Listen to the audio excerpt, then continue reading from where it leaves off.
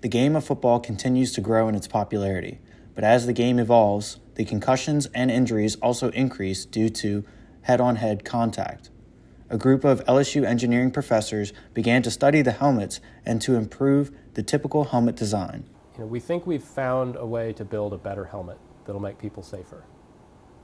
And we are going to push to try to take this all the way to market. Professors Gilbert, Pilardi, and Beckno at LSU are designing a prototype helmet. The helmet focuses on improving safety during rotational impacts rather than straight-line impacts. The players will sustain different types of impacts. So they have linear impacts, but they also have rotational impacts like this. And what we know from research and the literature is that rotational impacts are the main cause behind injuries.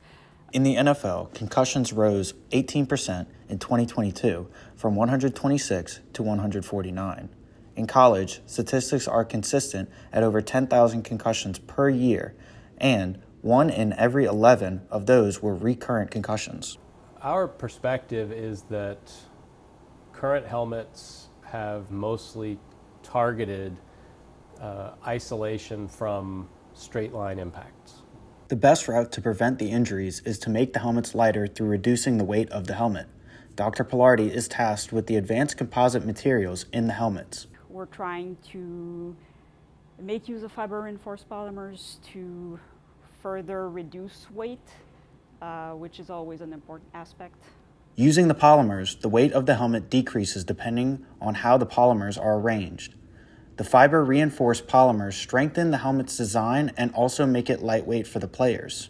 Well, fibers are fabrics, that can be woven or unidirectional. So you have a specific direction to your reinforcement.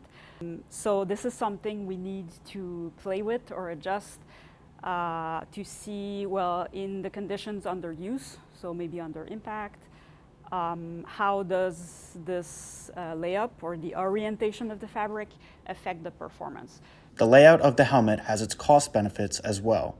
The prototype's cost is an important aspect for the marketing of the product for producers. Well, it is challenging to try to manufacture the shells out of fiber-reinforced polymers, mostly because we're trying to keep the project low cost for now to develop the prototype.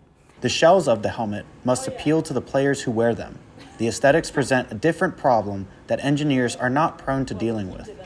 You can't make a helmet that's a giant bubble. Nobody will wear it. So you have a lot of constraints, and the biggest one is the helmet can only be so big. The project implores help from professors and students, which is a bonus for the department.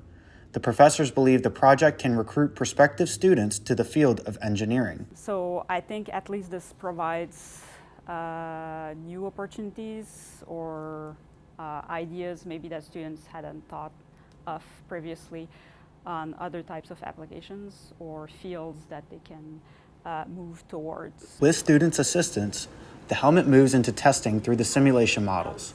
Although in-person tests have yet to begin, the lab has its own simulation machine to test its behaviors. And the most challenging part of the project is actually translating that ideal behavior that we've calculated from simulation models into a real helmet, right? Building the thing that behaves exactly as you want it to behave is the hardest part. The simulations provide a promising response for the continuation of the process. At least our simulations show that our helmet design should score a lot better than current helmets. The project aims to have its first prototype finished by the summer of 2024. Dr. Gilbert has high hopes for their design in the future. I think we've identified a solution that should make a difference in making people safer.